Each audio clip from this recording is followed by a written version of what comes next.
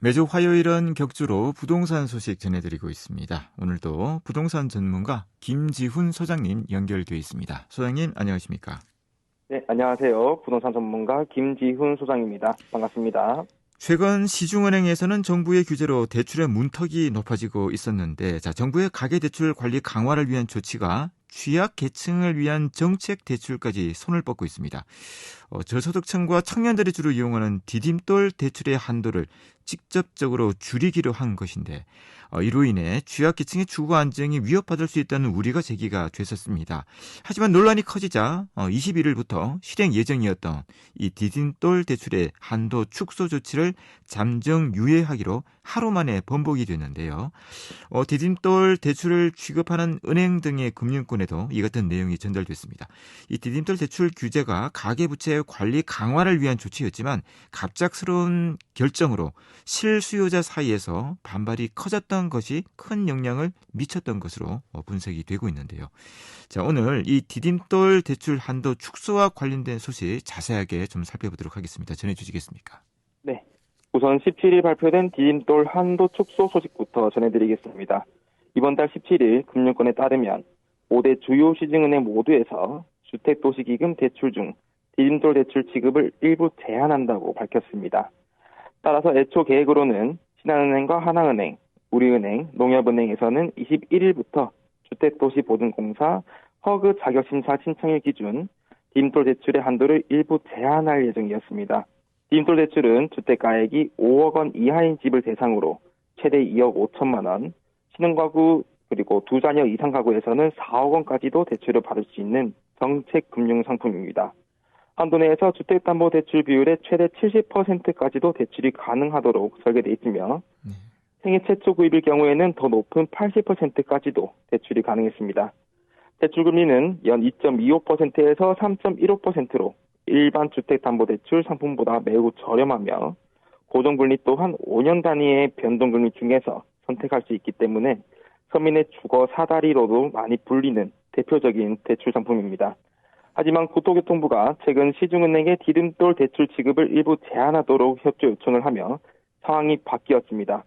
대출을 실행할 때는 주택임대차 보호법상 세입자에게 보장되는 최우선 변제금에 해당되는 소액임차 보증금을 차감해야 됐습니다. 지금까지는 모기지 신용보증 가입을 통해서 소액임차 보증 금액을 공제하지 않고 대출금을 내주었지만 이를 제외해 대출 규모를 줄이도록 한 것입니다.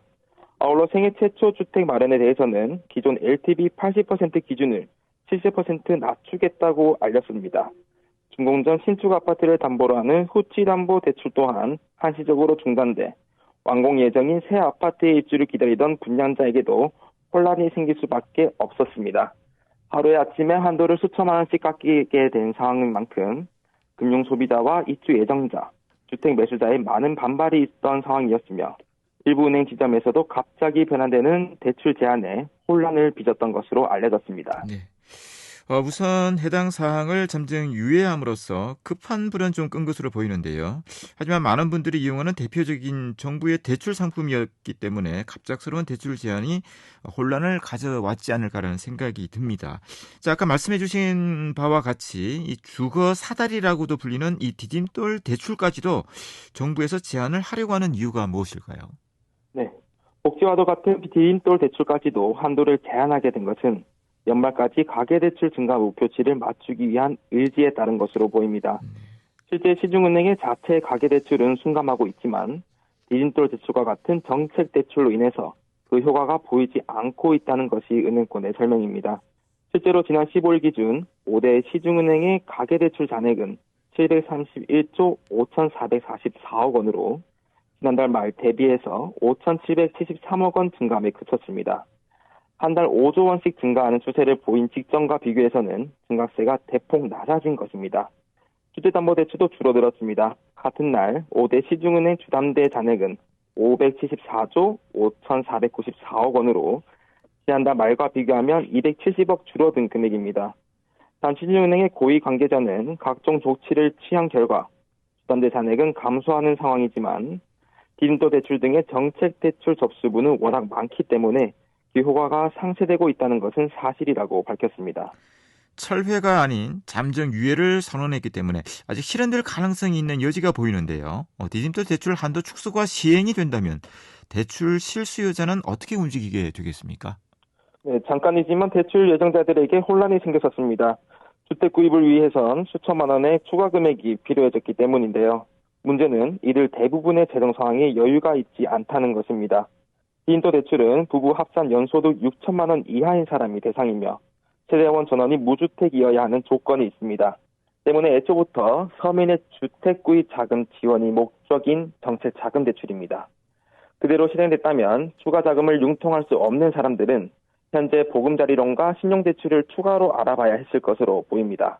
특히나 보금자리론은 대출 조건이 부부 합산 연소득 7천만 원 이하, 주택가격 6억 원 이하의 조건이다 보니 디딤돌 대출보다 조금 유한 부분이 있고 중복 대출 또한 가능합니다. 디딤돌 대출을 받고 부족한 자금은 보금자리론을 통해서 채우는 방식을 선택하는 것인데요. 대출의 총합이 보금자리론 최대 한도 3억 6천만 원 등의 조건을 충족한다면 두 상품 복수로 대출을 이용할 수 있습니다. 하지만 보금자리론의 금리는 3.95%에서 4.25%로 디딤돌 대출과 비교했을 때는 높은 이자를 보여줍니다. 이런 상황 속에서 신용대출로 금액을 채우는 것 또한 매우 부담인 상태입니다. 지난 8월 기준 은행권의 일반 신용대출 평균 금리는 5.65%로 매우 높은 수준입니다. 그리고 은행권을 이용하지 못해 이 금융을 이용하게 된다면 금리는 더 올라가게 됩니다. 때문에 디딤돌 상품을 이용할 수 있는 사람의 소득 기준으로서는 매우 부담되는 이자를 감당해야 할 입장이었습니다. 줄어드는 한도만큼 보금자리론이나 신용대출을 추가로 활용하게 될 수도 있다는 말씀이신데 만약 예정대로 디딤돌 대출 한도 축소가 시행이 된다면 디딤돌 대출이 가능한 주택가액이 5억 원 이하이기 때문에 수도권보다는 지방에서 타격이 좀 더 많을 것 같다는 생각이 드는군요. 네, 맞습니다. 디딤돌 대출 조건과 같이 평가액 5억 원 미만인 주택은 지방 부동산에 더 많이 모여 있습니다. 따라서 지방 부동산의 시장에 더 큰 타격을 줄 것으로 예상되고 있는데요. 이에 따라서 조치가 다시 실행되게 된다면 높은 가격대의 아파트 단지에는 큰 영향은 없겠지만 하락 추세 쪽에서 중소형 아파트, 구축 아파트의 경우에서는 더욱 분위기가 위축될 것으로 보입니다. 네, 오늘도 유익한 정보 잘 들었습니다. 고맙습니다. 네, 감사합니다. 부동산 전문가 김지훈 소장이었습니다.